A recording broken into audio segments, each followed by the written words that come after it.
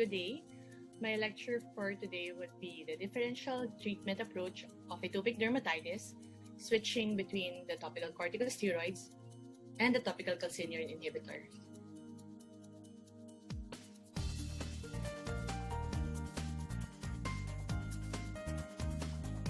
My objectives: to discuss atopic dermatitis, its disease burden and pathophysiology, to enumerate the common clinical manifestations of atopic dermatitis in children and adults, to review recent evidence-based guidelines on the management of atopic dermatitis using topical corticosteroids and topical calcineurin inhibitors, highlighting comparisons of efficacy and safety.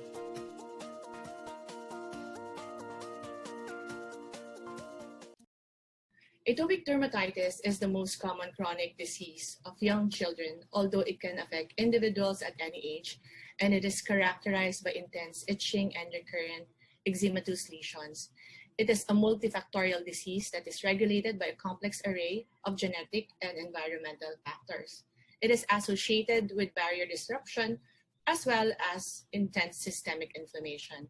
Approximately 80% of patients would have a family history of atopy that is associated with a high serum immunoglobulin E level and or an elevated eosinophil count.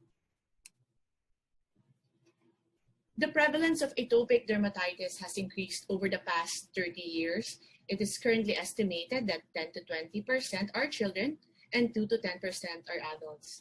It often starts in early infancy. Approximately 45% begins within the first 6 months of life and 60% during the first year of life. These are the patients that we usually see in our clinic.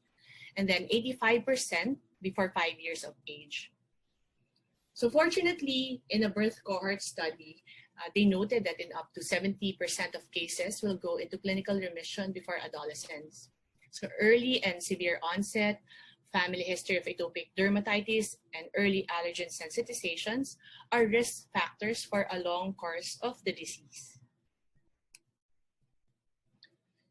In fact, atopic dermatitis is often the initial step in the atopic march, which leads to asthma and allergic rhinitis in majority of the afflicted patients. The two competing hypotheses are still debated regarding the primary disease pathogenesis. So you have the inside-out hypothesis, which suggests that the cutaneous inflammation precedes barrier impairment and in fact may result in an impaired skin barrier. Then you have your outside-in hypothesis. This would suggest that the impaired skin barrier would precede atopic dermatitis and is the one that is required for immune dysregulation to occur. So if there's the skin barrier disruption, this would lead to cutaneous and systemic Th2 response. And this would predispose the patients to the development of allergic diseases. For the pathogenesis of atopic dermatitis, it has three main phases. You have the initiation, the acute and chronic stages. The defects in your epidermal skin barrier would lead to the entry of your epicutaneous antigens. And this would present to your dendritic and Langerhans cells that would activate your Th2 cells. This would secrete your interleukin-4, interleukin-13 production, the cytokines that would increase the survival of your Th2 cell. Additionally, you also have an increase in your Th22 cells in your atopic dermatitis skin. And this would release your interleukin-22 that would inhibit terminal differentiation and induces epidermal hyperplasia. Thus, the barrier defect in your atopic dermatitis most likely results because of the combined effect of your Th2 as well as your Th22 cytokines.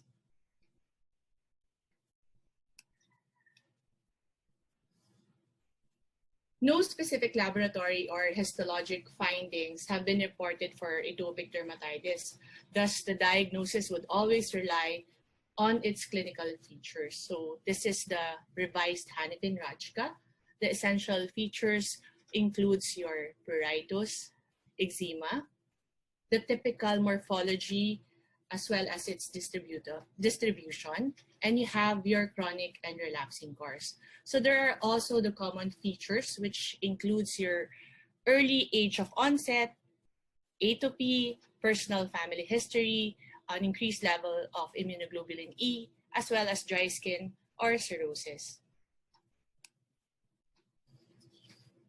The clinical picture of your atopic dermatitis varies substantially depending on the age of the patient. As you can see here, infantile AD, the first lesions would emerge around the second month of life and typically affects the cheeks with edematous papules and papullovesicles, and they usually form large plaques as well as with oozing and crusting lesions. The scalp would show extensive scaling, the so-called cradle cap. And furthermore, you have the affected areas such as the scalp, the neck, the extensor parts of the areas, as well as the trunk, but it would always spare the diaper area.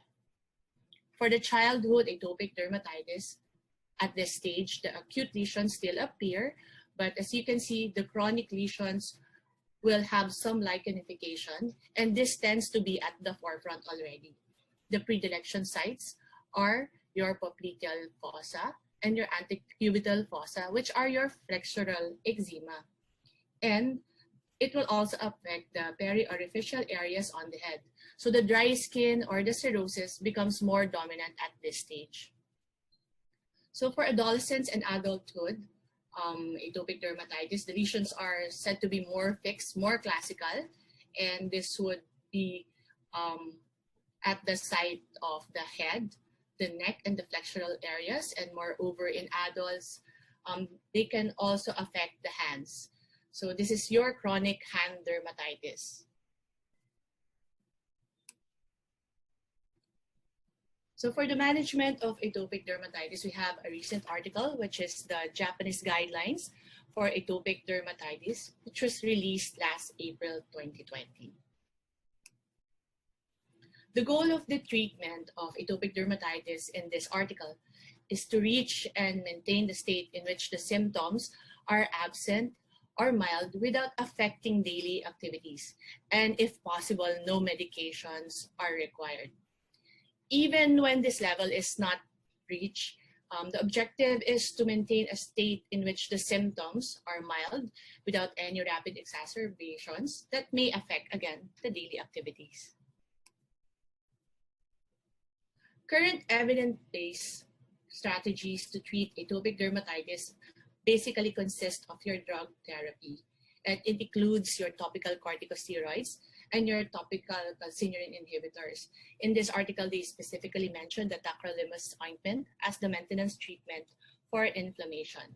You also have your skincare, which includes regular bathing with warm water and topical application of emollients to treat the cutaneous barrier dysfunction. We also have the investigations, eliminations of exacerbating factors, which would allow us to identify and then avoid the exacerbating factors, as well as patient education and also counseling. So these measures are all important and are adequately combined for individual patients based on the grade of the symptoms and the patient's background.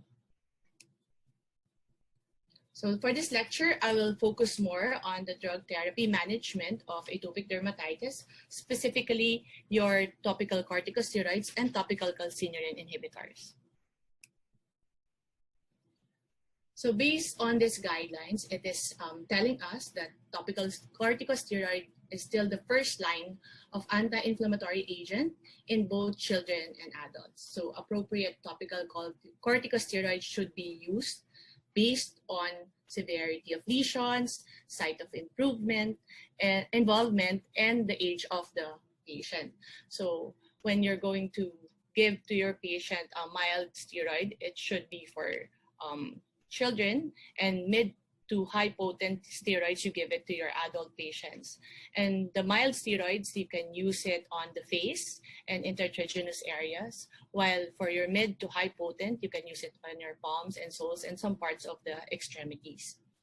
Proper vehicle based on lesion characteristics and size should be used. So these are your ointments, creams, and lotion. Frequency of application. So as a rule, the topical corticosteroids should be applied twice a day, in the morning and evening, usually after bathing. So when the inflammation is already reduced, the frequency of application should be decreased to once a day. Of course, this is to induce remission. So they also advocate proactive therapy. This is used to maintain remission, and you apply this once a day, twice a week, usually up to 6 weeks. The cheek, the neck, and the scrotum usually have higher absorption rates. That's why you have to be cautious on the application of your topical corticosteroids, and you have to monitor the side effects. So prolonged use in these areas should be avoided. It should gradually be tapered or administered intermittently, and it is recommended to have an effort to transition from your TCS to TCI whenever you apply this in these areas. So the local side effects of your topical corticosteroids includes atrophy, steroidal acne, and exacerbation of infections. So for the topical calcineurin inhibitors, for the highlights of this article regarding this topic, it reduces inflammation via the mechanism of action that is different from that of your corticosteroids, and is usually recommended in areas where your TCS are ineffective. It is expected to show a high level of effectiveness for AD-related eruption. And when you use your TCI, it is very effective on the head and neck, but its application is limited because this should not be applied on areas with erosions and with ulcers. You cannot use your TCIs for children 1 year or younger, and also in lactating women. So for severe eruption, topical corticosteroids should be used. Then this should be combined and switch to your TCI. In this journal, they also encourage the switching of your topical corticosteroids if there is a major flare. If the lesions are improving, you can already switch it or shift it to your TCI. So this is what we mean by the switching between your TCS and TCI. We don't really encourage stopping the topical corticosteroids, but we can shift from your TCS to TCI because they have different mechanisms of action. And it should be noted that the volume of your corticosteroids can be decreased in many cases by combining them with this TCI ointment. So they also advocate proactive therapy. So once the lesions have been resolved, you can already apply your topical calcineurin inhibitors twice a week to maintain remission. But this should be in combination with the moisturizers recommended. So this is a nicely written algorithm. It mentions the switching of your TCS to TCI or combination treatment of your TCS and TCI in the induction therapy and maintenance therapy for atopic dermatitis. So the tacrolimus is a macrolide antibiotic with immunosuppressive properties. And its mechanism of action is the inhibition of T lymphocyte activation via your calcineurin. So tacrolimus is available at 0.03% and 0.1% for adults. It is only available at 0.03% for children 2 to 15 years old. So it is indicated as a second-line therapy for short-term and non-continuous chronic treatment for your moderate to severe atopic dermatitis. It is also indicated in patients experiencing a high frequency of exacerbations occurring 4 times or more per year for atopic dermatitis patients. And this is eventually can be used as maintenance because it can prevent flares, as well as it can prolong the flare-free intervals if you use your TCI. Of course, we cannot talk about your TCI without mentioning the black box warning.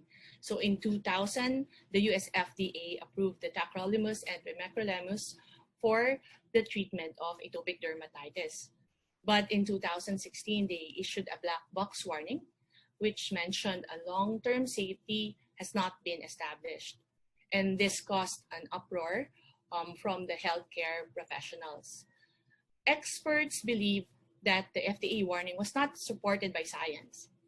FDA then released a follow-up statement that there was no causal relationship between cancer and TCIs have been established, and that TCIs should remain second line of treatment. So did the TCI deserve the controversial black box warning? Probably not, because the warning was largely extrapolated from the risk with oral or the systemic type of calcineurin inhibitors that were prescribed for renal transplant patients. So there are two large cohort studies that have been done but are not finished yet. So in a report in Medscape 2015, the first one is the PAIR study. It included 7,457 children. They used tacrolimus for several years, but since it's a cohort study, they were able to follow up these patients. And they only noted 5 systemic malignancies, and there was no cutaneous malignancies observed. So for the second study, there is the SEER data, and the preliminary results showed no associated risk of malignancy. So is it time to revise the FDA black box warning for TCIs? Actually, in the US, they want that to happen, that it is time to revise the FDA black box warning, because there are more encouraging safety data to report to our patients, parents, as well as other healthcare professionals who might otherwise be scared from the use of TCI. And with the TCI, this should lead to a better long-term control of both pediatric and adult patients with atopic dermatitis. It is also the responsibility of every prescribing healthcare provider to put the FDA vague black box warning in proper context. This is to avoid the TCI phobia. So a Cochrane study on the use of topical tacrolimus for atopic dermatitis. The objective was to assess the efficacy and safety of topical tacrolimus for the moderate and severe atopic dermatitis compared with other active treatments. So it consists of 20 studies, randomized controlled trial with 5,885 participants that includes both children and adults with 3 specified primary outcomes. So for the key results, it showed that based on the physician's assessment, the tacrolimus 0.1% is better than the low-potency topical corticosteroids on the face and neck areas. Another key result that is based on participant self-assessment and SCORAD, tacrolimus 0.1% showed more benefit than the moderate potency topical corticosteroids on the trunk and extremities.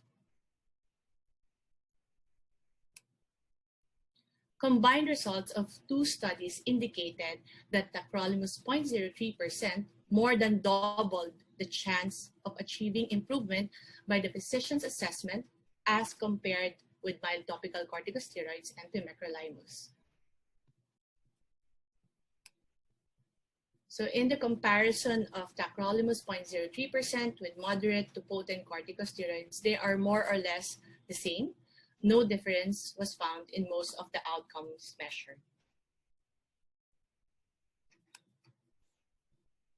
So on adverse effects based on this Cochrane study, most of the adverse effects are burning and itching, and they are more prominent, but are only mild and temporary. There was no increased incidence of infection. There were no cases of lymphoma noted. Systemic absorption was rarely detectable, and there was no evidence of skin thinning or atrophy with the use of your topical tacrolimus. So another systemic review of the long-term safety of your TCS and PSAAI in pediatric patients with atopic dermatitis. So I'll just mention the conclusion. So it mentioned there that the data supporting long-term use of your TCIs are robust. It is strong because it documents both safety and efficacy, while the data supporting the long-term topical corticosteroid use are just limited to your low to mid-potency products. There's also the lack of information with the use of long-term monotherapy mid to high potency steroids in atopic dermatitis. That's why it is recommended the use of maintenance therapy with TCIs and intermittent use of low to mid-potency topical corticosteroids for atopic dermatitis flare. So again, this journal mentioned the switching of your topical corticosteroids and your TCI. So the topical corticosteroids and topical calcineurin inhibitors on atopic dermatitis-related hand eczema, which is more common in adolescents and most especially in our adult patients. So this is a very recent journal for hand eczema treatment. So for the management of hand eczema, as you can see in this article, it is basically our usual practice, which is the use of topical therapy, application of your topical corticosteroids, and they also highlighted the use of your topical immune modulators, and this is your tacrolimus. But for moderate to severe cases, it already requires systemic therapy. So topical corticosteroids on hand eczema. So the ESCD, or the European Society for Contact Dermatitis guidelines, recommend the topical corticosteroids as the first-line treatment. Clobetasol 0.05% foam, but this preparation is only available in the US, and mometasone furoate improve control of symptoms. It is very effective, however, for short-term use, and this is because your topical corticosteroids tend to inhibit epidermal barrier repair, and induction of skin atrophy would eventually interfere with recovery. That's why patients who are using the topical corticosteroids for hand eczema for the longest time would visit you again in your clinic and would mention that it does not give the desired effects anymore. And this would explain that.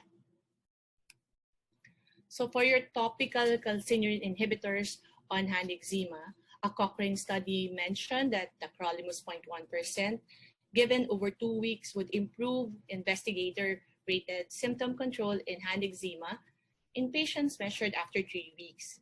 And in a multi-center study, the use of tacrolimus 0.1% over 4 weeks noted that 44% of patients were cleared with hand eczema. So again, the ESCD, or the European Society for Contact Dermatitis guidelines, suggests that the use of TCI for long-term treatment of hand eczema is recommended. Why? Because it is safe over long-term and it does not induce atrophy or interfere with the barrier repair. Of course, when you are prescribing your TCI, UV protection is necessary. This ends my lecture, and thank you.